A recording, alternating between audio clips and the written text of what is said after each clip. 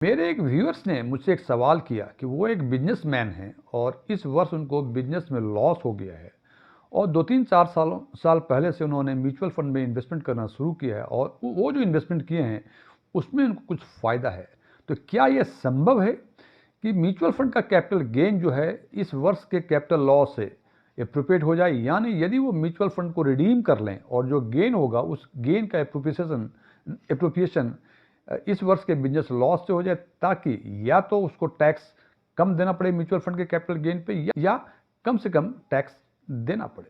Friends, आज हम बात करेंगे इसी बातों पे कि एक हेड का इनकम दूसरे हेड के लॉस से कैसे एप्रोप्रिएट हो सकता है और क्या म्यूचुअल फंड का कैपिटल गेन बिजनेस लॉस से एप्रोप्रिएट हो सकता है। एस्टोन टैक्समैन के नए वीडियो में आपका एक बार फिर से स्वागत है। यदि इस वीडियो से कोई आपके नॉलेज बेस में कोई वैल्यू एडिशन होता है, इसे लाइक करें, अपने फ्रेंड्स के साथ शेयर करें, कमेंट करके बताएं ये कैसा लगा, इसमें और क्या इंप्रूवमेंट चाहिए, जिससे हमें ये मालूम हो सके कि मैं जो अपनी बात व्यूअर्स को कम्युनिकेट करना चाह रहा हूँ वो प्रॉपरली मैं कम्युनिकेट कर पा रहा हूँ या कम्युनिकेट नहीं कर पा रहा हूँ। और यदि आप पहली बार हमारे चैनल पर विजिट कर रहे हैं तो आप इसको सब्सक्राइब करें और सब्सक्रिप्शन बटन के बगल में जो बेल आइकन है उसके ऑल पे क्लिक करें, ताकि हमारे सभी नए वीडियो की नोटिफिकेशन आपको लगातार मिलती रहे।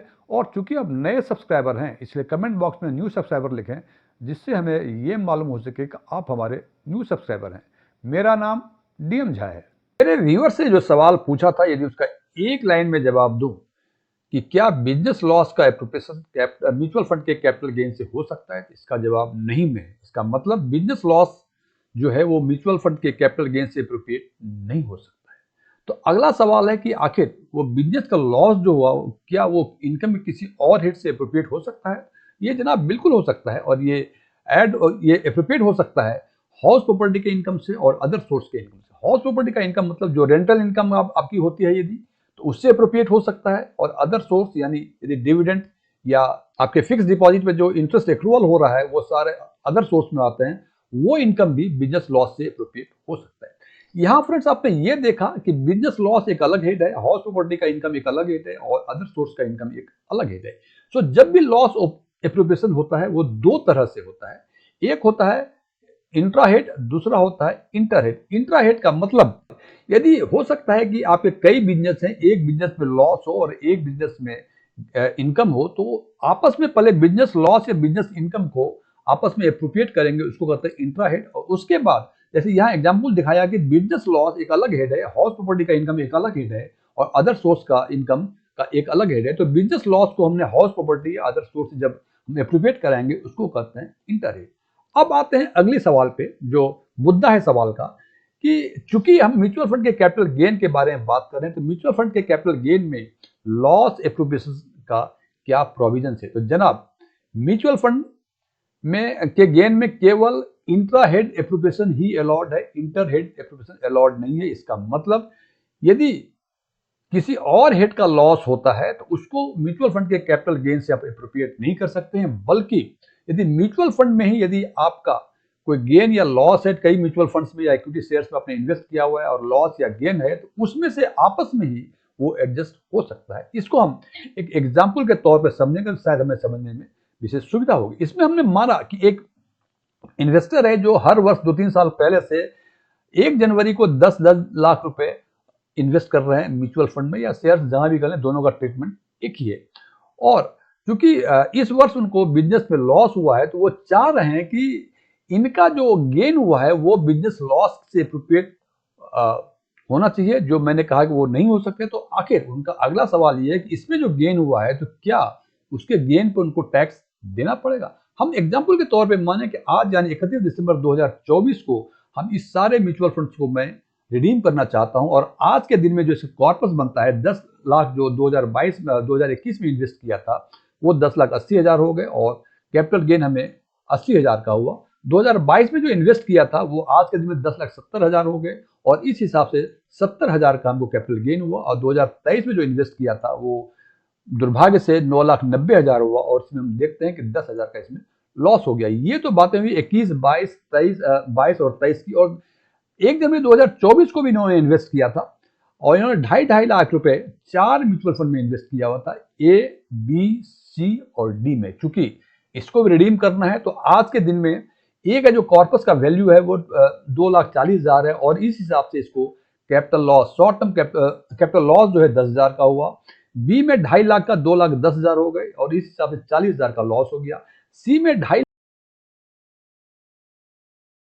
लाख से 4.5 लाख हो गया, और इस हिसाब से इनमें कैपिटल गेन 1.5 लाख रुपए का हुआ, और डी 2.5 लाख का 1 लाख रुपए हो गया, और इस हिसाब से इसमें 1.5 लाख रुपए का लॉस हुआ है, कैपिटल लॉस हुआ है। अब चूंकि देखते हैं कि यहाँ की 1 जनवरी को 2024 को ये चारों म्यूचुअल फंड में इन्वेस्ट किया, तो इसमें लॉस या गेन जो भी होगा, चूंकि इसकी होल्डिंग पीरियड 1 साल के अंदर की ही है, इसलिए ये शॉर्ट टर्म कैपिटल गेन या शॉर्ट टर्म कैपिटल लॉस होगा। और इस वाले केस में 21, 22 और 23 में जो इन्वेस्ट किया था, इसमें जो भी गेन या लॉस होगा वो लॉन्ग टर्म कैपिटल लॉस या लॉन्ग टर्म कैपिटल गेन होगा। अब सबसे पहले बात करते हैं शॉर्ट टर्म कैपिटल गेन की। इसमें देखते हैं कि एक ही म्यूचुअल फंड सी है जिसमें 1.5 लाख रुपए का हमें शॉर्ट टर्म कैपिटल गेन हुआ है, और लॉन्ग टर्म कैपिटल गेन में देखते हैं कि 21 और 22 में जो इन्वेस्ट किया था, कुल मिला के हमें 1.5 लाख रुपए, 1,50,000 रुपए का हमें लॉन्ग टर्म कैपिटल गेन हुआ है। और आज के प्रोविजंस के हिसाब से यदि हम देखें कि लॉन्ग टर्म कैपिटल गेन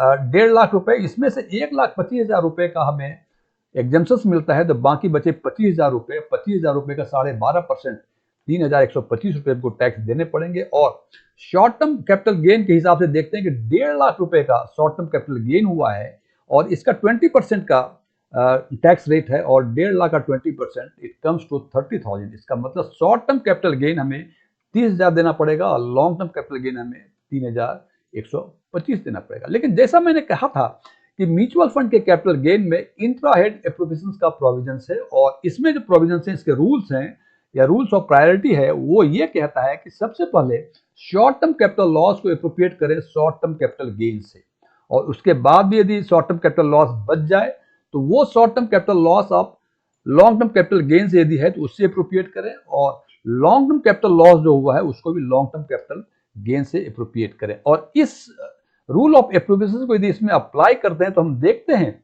कि शॉर्ट टर्म कैपिटल गेन में 1.5 लाख रुपए का हमें शॉर्ट टर्म कैपिटल गेन हुआ था, और 2 लाख रुपए का हमें शॉर्ट टर्म कैपिटल लॉस हुआ। तो net short term capital loss जो है ये 50,000 रुपए हुए। चूंकि इसमें कहता है कि शॉर्ट टर्म कैपिटल लॉस को शॉर्ट टर्म कैपिटल गेन से हम एप्रोप्रिएट कर सकते हैं, तो यहां हमने देखा कि 50,000 रुपए का शॉर्ट टर्म कैपिटल लॉस है, और यहां देखा हमने कि 1,40,000 रुपए का हमें लॉन्ग टर्म कैपिटल गेन है। तो इस 50,000 रुपए को हम एप्रोप्रिएट करेंगे इस लॉन्ग टर्म कैपिटल गेन से, तो अल्टीमेटली जो बचेगा हमें 90,000 रुपए का लॉन्ग टर्म कैपिटल गेन बचेगा।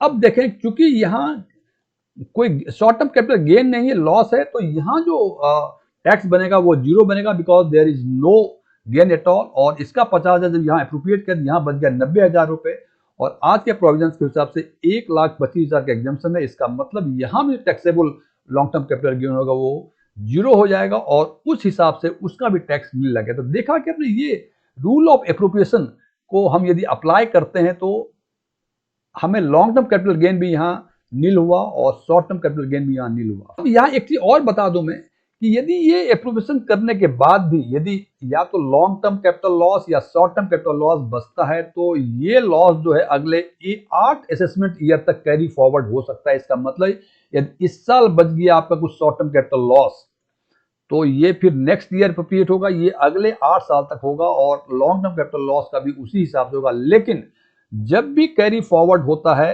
तो जो रूल ऑफ एप्रोप्रिएशन ये जो दिखाया हमने कि शॉर्ट टर्म कैपिटल लॉस का शॉर्ट टर्म कैपिटल गेन के साथ, शॉर्ट टर्म कैपिटल लॉस का short term long term capital gain के साथ, ये जनाब कैरी ओवर पीरियड में नहीं होगा।